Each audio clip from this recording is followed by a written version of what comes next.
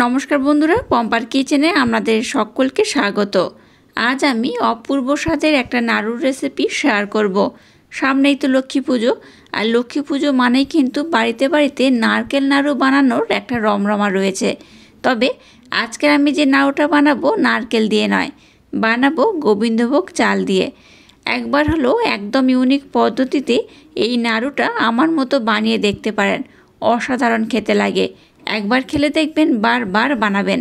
তাহলে চলুন দেরি না করে লক্ষ্মী পুজোর স্পেশাল দিনটা উপলক্ষে আজকের এই নাড়ুর রেসিপিটা দেখে নেওয়া যাক। আজকের একদম ইউনিক পদ্ধতিতে চালের যে রেসিপিটা বানাবো তার জন্য দেখুন এই কাপের মাপ করে এখানে আমি 1.5 কাপ গোবিন্দভোগ চাল নিয়ে নেব। এই 1.5 কাপ আমি চাল নিয়ে নিলাম। চালের মধ্যে দেখবেন অনেক সময় অনেক ধুলো ময়লা থাকে, তাই চালটাকে ভালোভাবে ধুয়ে নিতে হবে। তো চালটাকে আমি আগে থেকে খুব ভালোভাবে ধুয়ে শুকিয়ে নিয়েছি। আর চালটাকে ধুয়ে কিন্তু ভালোভাবে শুকিয়ে নিতে হবে। আপনারা চাইলে ফ্যানের তলায় রেখে কিংবা রোদে দিয়েও কিন্তু খুব ভালোভাবে শুকিয়ে নিতে পারেন। তো চালটাকে আমি খুব ভালোভাবে ধুয়ে একটু রোদের মধ্যে দিয়ে শুকিয়ে নিয়েছি। চলুন এবার কিভাবে আজকের এই রেসিপিটা বানাবো আপনাদের সাথে শেয়ার করা যাক। এবার দেখুন গ্যাসটাকে জেলে দিয়ে একটা কড়া বসিয়ে দিয়েছি আর কড়াটাকে খুব ভালোভাবে গরম করে নিয়েছি। এবার যে চালটাকে আমি নিয়েছি সেই চালটা আমি খুব সুন্দর করে কিন্তু ভেজে নেব। সম্পূর্ণ চালটাকে আমি দিয়ে দিলাম। এবার দেখুন গ্যাসের ফ্লেমটাকে একদম লো দিয়ে এই চালটাকে আমি নাড়াচাড়া করে ভেজে নেব। চালটাকে কিন্তু লাল করে ভাজা যাবে না, এইরকম একটু সাদা থাকবে সেইভাবেই কিন্তু এটাকে ভেজে নিতে হবে। গ্যাসের ফ্লেমটাকে লো করে ভাজলেই দেখবেন চালটা খুব সুন্দর করে ভাজা হয়ে যাবে। যেমন মুড়ি হয় ঠিক ওই রকম কিন্তু ভাজা হবে। আপনারা চাইলে কিন্তু গোবিন্দভোগ চালের পরিবর্তে আতপ চাল কিংবা আমরা প্রতিদিন ভাত রান্না করি সেই চালও কিন্তু আপনারা ব্যবহার করতে পারেন। সেখানে আমি গোবিন্দভোগ চাল ব্যবহার করছি। চালটাকে দেখুন এইভাবে নাড়াচাড়া করতে করতে অনেকটাই দেখুন মুড়ি যেমন হয় ঠিক সেই রকম কিন্তু হয়ে যাচ্ছে। একদম কিন্তু ফুলো ফুলো হয়ে মুড়ির মতো হবে না, তবে একটু চাল ভাজা মুড়ি যেমন হয় ঠিক সেই রকমই হয়ে যাবে। দেখুন চালটাকে আমি নাড়াচাড়া করে ভেজে নিয়েছি, দেখে বুঝতেই পারছেন এটাকে কিন্তু লাল করা যাবে না। এইভাবে দেখুন ভাজতে ভাজতে চাল ভাজা মুড়ি যেমন হয় ঠিক কিন্তু সেই রকমই হয়ে গেছে। এই দেখুন এবার আমি গ্যাসটাকে বন্ধ করে দেব। আর এই যে চালটাকে আমি ভেজেছি এটাকে একটু ঠান্ডা করে নেব, তারপর আমি নেক্সট টাইম আপনাদের সাথে শেয়ার করব। গ্যাসটাকে এবার আমি বন্ধ করে দিলাম।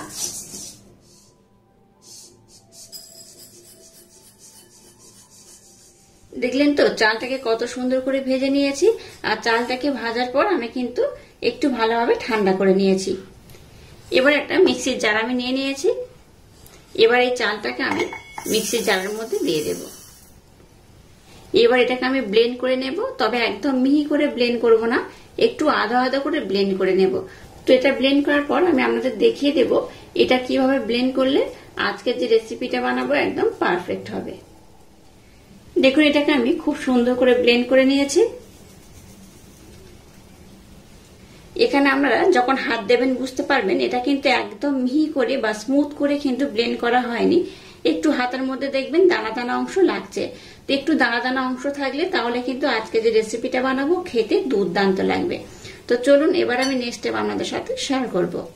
এর মধ্যে দিয়ে দেবো যে কাপের মাপ করে আমি চাল নিয়েছি 1.5 কাপ, সেই কাপের মাপ করে এখানে আমি 1 কাপ চিনি দিয়ে দেব। আর দিয়ে দেব 1 কাপ জল। এবার গ্যাসের ফ্লেমটাকে লো টু মিডিয়াম দিয়ে চিনিটাকে আমি একটু ভালোভাবে মেল্ট করে নেব। আর একটা শিরা আমি বানিয়ে নেব। খুব চিটচিটে ভাব করে শিরাটা বানানোর দরকার নেই, একটু হালকা চিটচিটে ভাব করে বানিয়ে নিলেই হবে। দেখুন শিরাটাকে আমি বানিয়ে নিয়েছি। আর খুব কিন্তু চিটচিটে ভাব করে বানাইনি, একটু হালকা চিটচিটে হলে যেমন হয় ঠিক সেইভাবে কিন্তু আমি বানিয়ে নিয়েছি। দেখুন দেখে বুঝতেই পারছেন খুব চিটচিটে নয়, এরকম একটু হালকা চিটচিটে হলেই হবে। এবার এখানে নিয়েছি খোয়া ক্ষীর। খোয়া ক্ষীর এখানে আমি দিয়ে দেব। যে কাপের মাপ করে সমস্ত উপকরণ নিয়েছি সেই কাপের মাপ করে 1.5 কাপ এখানে আমি খোয়া ক্ষীর ব্যবহার করব।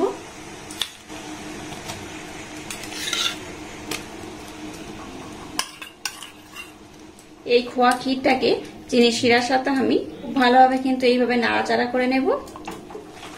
দেখুন খোয়া ক্ষীর দিয়ে শিরার সাথে এটাকে আমি আবারও খুব সুন্দর করে নাড়াচাড়া করে ফুটিয়ে নিয়েছি।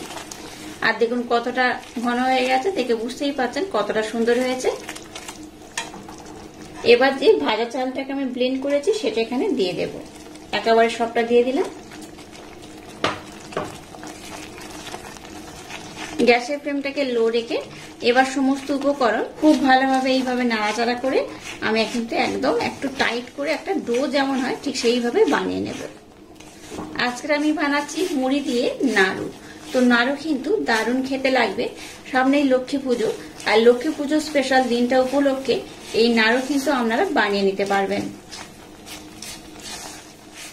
আজকে আমি এই রেসিপিটা শেয়ার করছি, যে কোনো পুজো উপলক্ষে বা নিরামিষ দিনে আপনারা কিন্তু এটা বানিয়ে নিতে পারবেন। আজকের বানাচ্ছি আমি চালের নাড়ু। তো এই চালের নাড়ু খেতে কিন্তু দারুণ লাগে। যে কোনো পুজোতে আপনারা এই চালের নাড়ু এইভাবে বানিয়ে নিতে পারেন। এটা দেখতে যেমন সুন্দর হয়, খেতে তেমনই অপূর্ব অসাধারণ। আর যেহেতু এখানে আমি খোয়া ক্ষীর ব্যবহার করেছি তার জন্য কিন্তু এই নাড়ুটা অপূর্ব খেতে লাগবে। একবার খেলে আপনারা বারবার বানাবেন। গ্যাসের ফ্লেমটাকে লো টু হালকা মিডিয়াম দিয়ে এবার এটাকে দেখুন খুব সুন্দর এইভাবে নাড়াচাড়া করব। করতে করতে দেখবে এটা কিন্তু অনেকটাই টাইট হয়ে যাবে।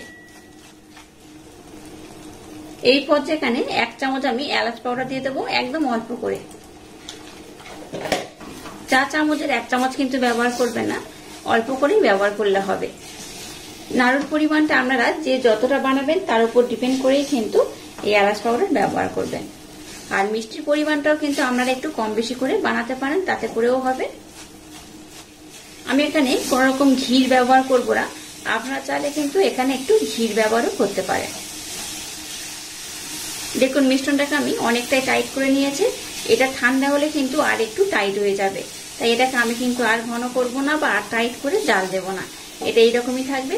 এবার আমি গ্যাসটাকে বন্ধ করে দেব। এবার মিশ্রণটাকে দেখুন এই পাত্রের মধ্যে আমি ঢেলে নেব আর একটু হালকা ঠান্ডা করে নেব। দেখুন আমি এখানে 10 মিনিটের জন্য এটাকে রেখে দিয়েছিলাম। 10 মিনিট পর দেখাচ্ছি, দেখুন তাও কিন্তু একটু গরম রয়েছে।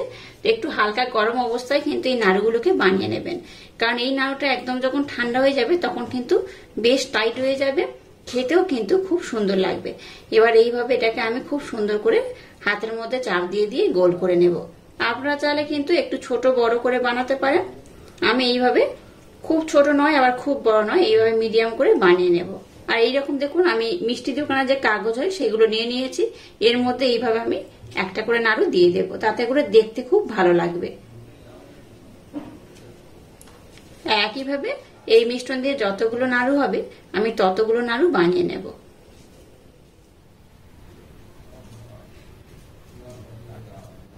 দেখুন সমস্ত নাড়ু বা মিষ্টিগুলোকে দেখুন খুব সুন্দর করে রেডি করে নিয়েছে, আর কত সুন্দর দেখতে হয়েছে।